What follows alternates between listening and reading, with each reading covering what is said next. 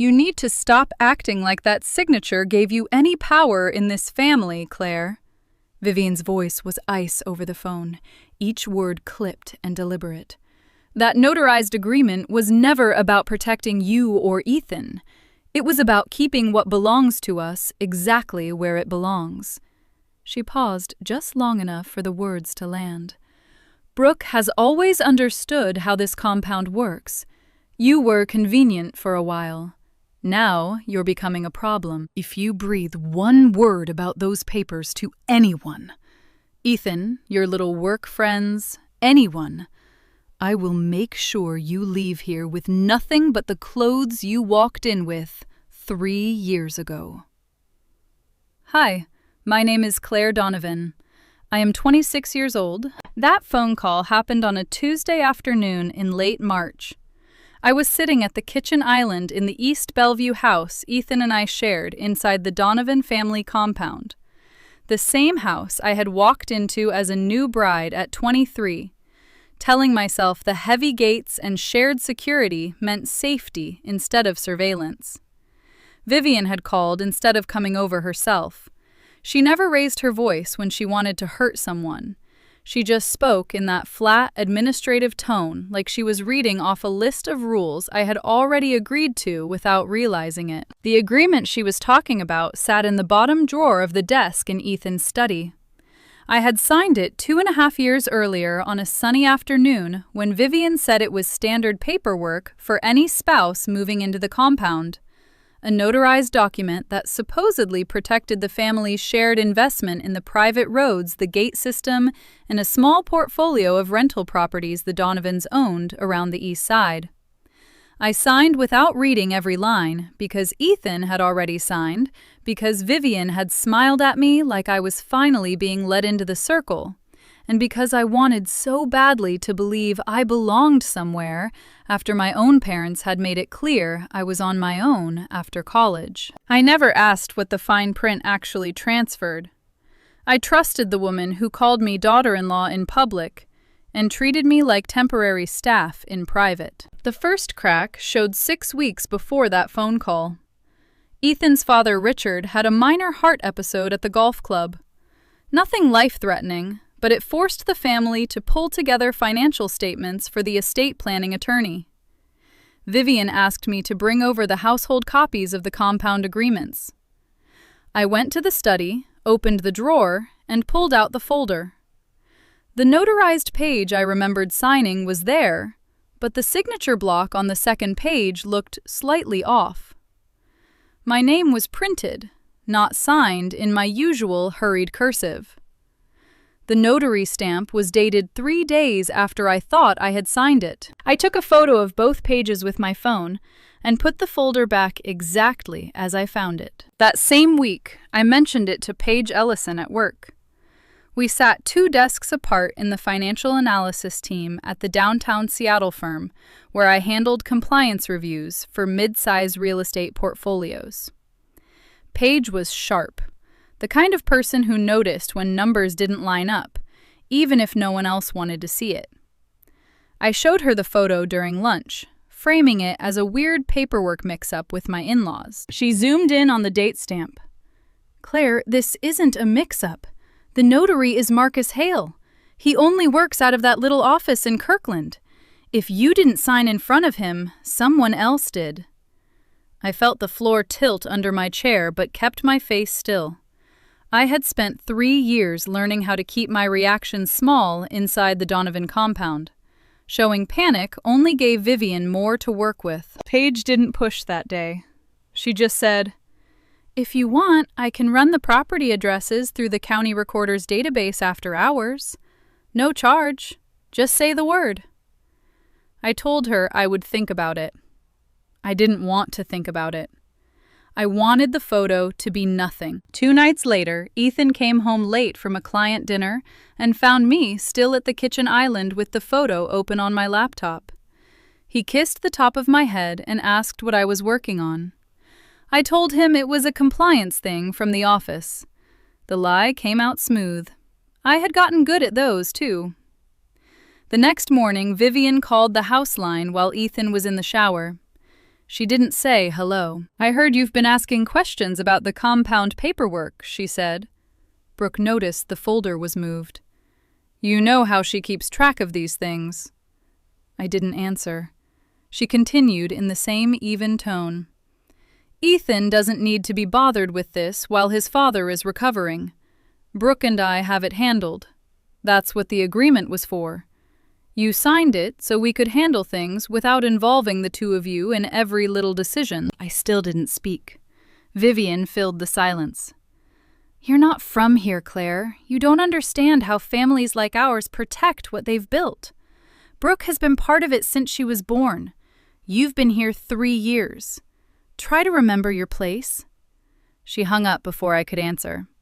That was the first time she had said it out loud. Try to remember your place. I sat with the phone in my hand until Ethan came downstairs.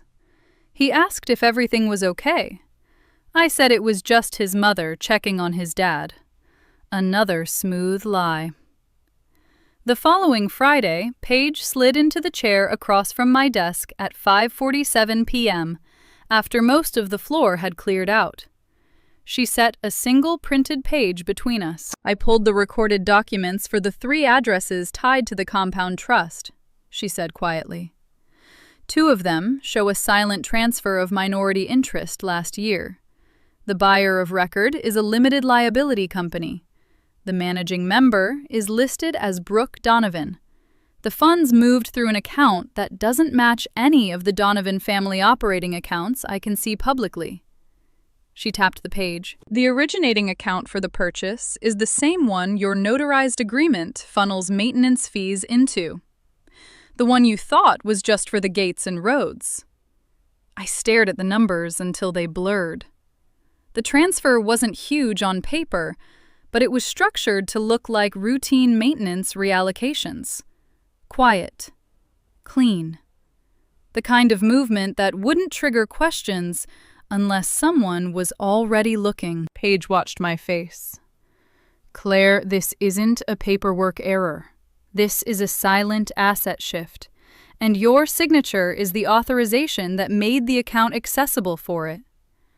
I folded the page once and put it in my bag. My hands were steady. I had learned that from Vivian, too. When I got home, the house was empty. Ethan was still at the office. I went straight to the study, opened the drawer, and took the entire folder. I didn't hide it. I left it on the kitchen island where anyone walking through the front door would see it. Vivian showed up 20 minutes later without knocking. She used her key. She always used her key. She saw the folder, then looked at me. Her expression didn't change. "I told you what would happen if you made this a problem," she said. I met her eyes and kept my voice level. I didn't make it a problem. I just stopped pretending it wasn't one. She studied me for a long moment, the way she studied quarterly statements before deciding which property to sell. Then she said the 4 sentences that ended whatever fragile peace we had been pretending to have. I listened without interrupting. When she finished, I didn't argue. I didn't cry. I simply picked up my phone, opened the voice memo app, and set it on the counter between us. Vivian glanced at the glowing screen, then back at me. For the first time since I had known her, something like uncertainty moved behind her eyes. I let the recording run for 3 more seconds, then stopped it. "You can leave now," I said. "Or you can stay and explain to Ethan why his wife just recorded his mother admitting she used a forged signature to move money that wasn't hers to move." Vivian didn't move. The silence stretched until the automatic lights in the hallway clicked on behind her. She turned and walked out without another word. The front door closed with a soft, expensive click. I stood in the kitchen alone, the folder still open on the island. The voice memo saved on my phone. Outside the tall windows, the compound's private road curved away between manicured hedges.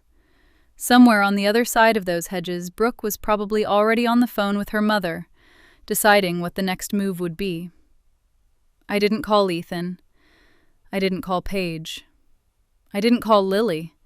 My closest friend in the compound, the one person I had let myself trust outside the Donovan walls. Instead, I opened my laptop and started a new folder on the desktop. I named it the same way I named compliance review folders at work. Donovan Compound. Paper trail. Then I began to copy every statement, every email, every photo of the agreement into it. The phone on the counter lit up with a text from Lily. "Everything okay, Vivian? Just left, looking like she wanted to burn something down. Call me if you need to talk." I read it twice, then I turned the phone face down and kept typing. I had spent 3 years trying to be the daughter-in-law who didn't make waves. 3 years of signing what I was told to sign, smiling when I was supposed to smile, and telling myself that belonging was something you earned by staying quiet. Vivian had just told me exactly how much that silence had been worth to her. I wasn't ready to decide what came next, but I was done pretending the numbers on the page didn't matter. The next morning, Ethan left early without asking about the folder still sitting on the island. I put it away before he came downstairs. I didn't want the conversation yet. Not until I knew exactly what I was holding. I went to work. Paige didn't mention the page she had given me until we were both in the break room at 10:15, the only 2 people on the floor who took coffee at the same time every day. She slid a second printed sheet across the table without preamble, the LLC that received the interest transfer.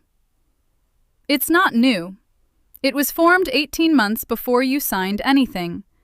The initial member listed was Vivian. She amended it 6 weeks after your notarized date to add Brooke as managing member. The funds that moved last year came from the compound maintenance account, the one your agreement authorized disbursements from." I stared at the amendment date. 6 weeks after I thought I had signed in front of a notary who never met me? Paige watched me. "Claire, this isn't a paperwork error. This is a silent asset shift. And your signature is the authorization that made the account accessible for it." I folded the page once and put it in my bag. My hands were steady. I had learned that from Vivian, too. That evening, I came home to find Brooke's car in the driveway. She was waiting in the living room with Vivian. Ethan wasn't home yet. Brooke didn't waste time. "Mom told me you recorded her. That was a mistake." Her tone was almost friendly, the way she spoke to people she wanted to handle without raising her voice. Vivian stood by the window, arms crossed. "We're willing to fix this quietly. You sign a new acknowledgement that you understood the agreement when you signed it. We move the dates around internally so nothing looks irregular. You go back to keeping the house and staying out of the business side." Brooke smiled small and sharp. "Or you can keep pushing and find out how fast Ethan gets tired of choosing between his wife and the family that built everything he has." I looked at both of them. I didn't raise my voice. I didn't threaten back. "I'm not signing anything else," I said. "And I'm not deleting the recording." Vivian's mouth tightened. Brooke's smile stayed in place. "Then I guess we'll see how much you're willing to lose," Brooke said. They left before Ethan got home. I deleted the voice memo from my phone after making 2 copies, one on a thumb drive, one uploaded to a private cloud folder Paige had helped me set up months earlier for work documents. Ethan came in at 7:40. He kissed me, asked about dinner, and didn't mention his mother or sister. I told him I had ordered Thai. We ate on the couch like nothing had happened.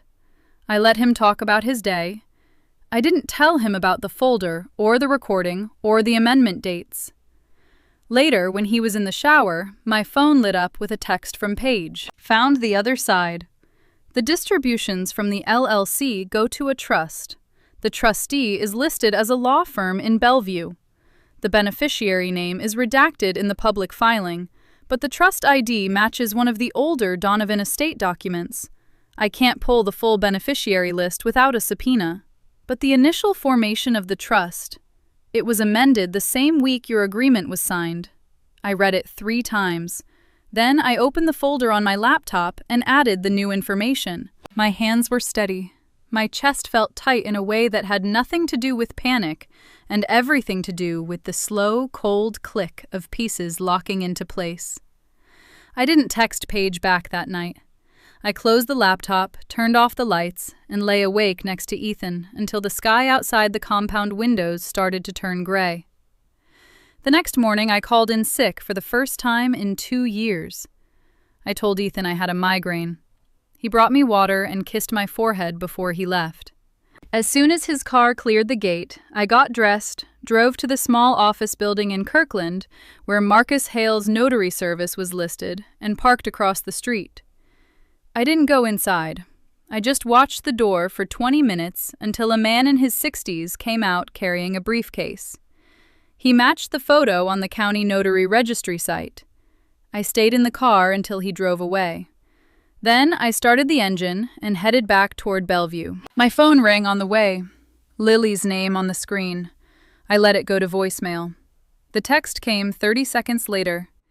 Vivian and Brooke are saying you're having some kind of breakdown over the family finances. They're worried about you. I told them I'd check in. Are you okay? I read it once, then deleted the thread without answering. When I got home, the folder was still on the desk where I had left it. I opened it again and added one more line to the timeline I had started building. Notary never met me. Agreement backdated. Control transferred to Brooke 6 weeks later. Distributions to unknown trust amended same week. I saved the file. Then I opened a new document and started typing the letter I would eventually send to the law firm that held the trust. I didn't finish it that day. I didn't need to. I just needed to know I could. That night, Ethan asked if I was feeling better. I said yes. He didn't ask why I had called in sick. I didn't volunteer anything. The next morning, Paige sent one more message before I left for work. The trust beneficiary isn't redacted in the older filings. It's a name I recognize from the compound directory. I think you need to see this in person. Can you meet me at the office after everyone leaves? I typed back one word. Yes. I put the phone in my bag and drove through the compound gates like I had every other morning for 3 years. But this time, I left the folder open on the passenger seat. I met Paige in the empty conference room after the last person on our floor had gone home. She had the full trust filing printed and highlighted. The beneficiary wasn't a distant relative or a charity. It was a second LLC, whose sole member was Brooke Donovan, with Vivian listed as the person authorized to direct distributions. The amendment that added Brooke's name had been filed 6 weeks after the backdated notarized agreement I had supposedly signed. The money that moved through the compound maintenance account, the account my signature had opened for routine use, had gone straight into Brooke's control under the guise of family investment management. Paige didn't soften it. They used your signature as the legal hook to move control after the fact. If the notary never saw you and the dates were altered, this isn't just family money games. It's potential fraud on recorded documents. I took the papers. My hands stayed steady. Thank you. She studied me for a second. You're not going to confront them tonight, are you? No, I said. Not until I know exactly what I'm willing to lose. I drove back through the compound gates at 8:20 p.m. Ethan's car was already in the garage. The folder sat on the passenger seat. I left it there. He was in the kitchen when I walked in. Vivian and Brooke were with him. All three turned when I came through the door. Ethan looked tired. Mom and Brooke have been here for an hour. They said you've been making accusations about the trust. They want to clear it up tonight. Vivian spoke first, calm as ever. We're prepared to have the notary re-execute everything properly. You sign a fresh acknowledgement in front of Marcus Hale tomorrow. The dates get corrected internally. No one outside this room ever needs to know there was a paperwork irregularity. Brooke added almost gently, Ethan doesn't need this stress while Dad is still recovering. You signed the agreement because you wanted to be part of this family. We're giving you a way to stay in it. I set my bag on the counter. I didn't raise my voice. I never signed in front of Marcus Hale, I said. The signature on file isn't mine. The amendment that gave Brooke control happened after the date you claim I agreed to everything. And the money that left the maintenance account went to an LLC you control, Brooke. Not to the compound, not to Ethan, to you. Ethan stared at me. Claire, Vivian cut in, you're exhausted. You've been under a lot of pressure. We all have. Signing the new acknowledgement protects everyone, including you. If you refuse, we'll have no choice but to treat this as a threat to the family's stability. Brooke smiled the same small, sharp smile from the living room. Lily already thinks you're having some kind of breakdown. She's worried about you. So is everyone else who actually cares about this family. The name landed exactly where they wanted it to. I felt the old reflex, the one that had kept me quiet for 3 years, try to rise.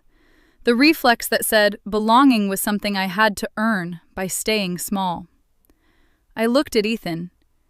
Did you know about the trust amendment? He hesitated. That single second told me everything. I knew they were moving some investment positions, he said quietly. Mom said it was to protect the compound long term.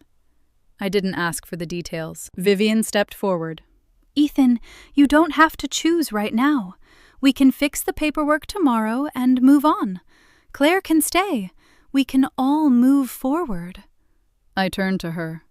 I'm not signing anything else, and I'm not staying quiet.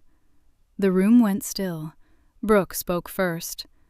Then you're choosing to blow up your marriage and your place here over a misunderstanding about dates on a piece of paper? No, I said. I'm choosing to stop pretending the paper didn't cost me anything. Ethan looked at his mother, then at me. The exhaustion on his face deepened into something heavier. Claire, he said, if you push this, it's going to destroy what's left of my parents' standing. The compound runs on trust. If this gets out, the other families will pull their investments. My dad's health. I know, I said. My voice stayed level. That's why I'm not asking you to stand with me on this. I'm telling you, I can't stand with them. He didn't answer. Vivian and Brooke didn't need him to. They had already won the only thing that mattered to them, his silence. I picked up my bag. I'll be at a hotel tonight. I'll send someone for the rest of my things tomorrow. Lily texted me at 11:47 p.m. while I was checking into a Residence Inn off I-90. Vivian said you left. She's worried you're making a huge mistake. I told her I'd talk to you. Please don't do anything rash. This family has been good to you. I didn't reply. I blocked her number instead. The next morning I met with a lawyer Paige recommended. I gave her the folder, the voice memo, the photos, and the timeline. She reviewed everything in silence for 20 minutes. This is enough to trigger a formal review of the trust and the recorded documents, she said, finally. Backdating a notarized instrument and using it to effect a transfer of interest without the signatory's knowledge is not a civil matter anymore. It's potential fraud. The county recorder can be asked to investigate. So can the bar if the trust attorney was involved. I nodded. Do it. She looked at me. You understand that once this is filed, there's no putting it back in the drawer. Your husband's family will almost certainly cut you off completely. Any financial support, any claim to the house, any relationship with the people inside those gates, it will be gone. I know, I said. 3 weeks later, the review was underway. The trust attorney resigned. The county opened a file on the backdated notary. Vivian and Brooke stopped calling. Ethan moved into his parents' house inside the compound while the lawyers sorted the separation paperwork. He didn't fight me on the divorce. He just asked that I not make any public statements. I agreed. Not because I owed him silence, but because I no longer had anything left to prove to the people on the other side of the gates. Lily never reached out again after I blocked her. I heard through someone at the firm that she had told mutual friends I had lost it over money and was trying to destroy a family that had taken me in. I didn't correct the story. Correcting it would have required explaining why I had stayed quiet for 3 years in the first place. I was done explaining. The paperwork did what I asked it to do. The trust was restructured under court supervision. The backdated transfers were flagged. Vivian and Brooke lost the ability to move money through the old maintenance account without oversight. The compound family started asking questions. Some of them quietly pulled their investments. Vivian still lived in the main house. Brooke still managed what was left of the portfolio. They adapted. People like them always do. The gates stayed closed. The hedges stayed trimmed. The illusion of seamless family control simply adjusted its story. I moved into a one-bedroom apartment in Capitol Hill. The rent was higher than I wanted, but it was mine. No shared keys. No one walking in without knocking. No one telling me what my signature had obligated me to protect. Ethan and I finalized the divorce 4 months later. He didn't ask for anything. I didn't either. The only thing I kept from the marriage was the knowledge that I had tried for 3 years to be the person they needed me to be. And that trying had almost cost me the ability to recognize when I was being used. On the day the divorce was final, I took the original notarized agreement out of the folder and laid it next to the court documents from the trust review. The backdated signature looked smaller on the page than I remembered. I folded both sets of papers, put them in a single envelope, and mailed them to myself at the new apartment. I wanted a record of the exact moment I had chosen to stop carrying their version of the truth. I still work at the same firm. Paige and I eat lunch together most days. We don't talk about the Donovans. We talk about work, about a new compliance case she's on, about whether the Mariners will ever be worth watching again. Normal things. Things that don't require me to manage anyone else's comfort. Some nights, I still wake up expecting to hear Vivian's voice on the house line. The reflex is smaller now. It doesn't last as long. I let it pass without answering any imaginary call. I don't miss the compound. I don't miss the version of myself that believed belonging was something I could sign for. I do miss Lily sometimes. The real one, not the person who chose the story that kept her inside the gates. But missing her doesn't mean I would open the door if she knocked. Some friendships end the same way some marriages do, not with a fight, but with the quiet realization that one person was willing to trade the truth for continued access to the room. The last time I drove past the compound gates, I didn't slow down. I kept my eyes on the road ahead. The hedges were still perfect. The security camera at the entrance still swiveled to follow every car. I didn't wave. I didn't look for Ethan's car, or Vivian's, or Brooke's. I just drove until the gates were small in the rearview mirror, and then gone. I had spent 3 years signing whatever they put in front of me, because I thought the cost of refusing was too high. The paperwork finally proved the cost of signing had been higher. I paid it anyway. And then I paid the price of walking away. Some days that still feels like a loss. Most days, it just feels like the truth I can finally live with. Thank you for listening to my story. What's your breaking point? The moment you realize the signature you gave away wasn't just paper, it was the last piece of yourself you were still willing to lose.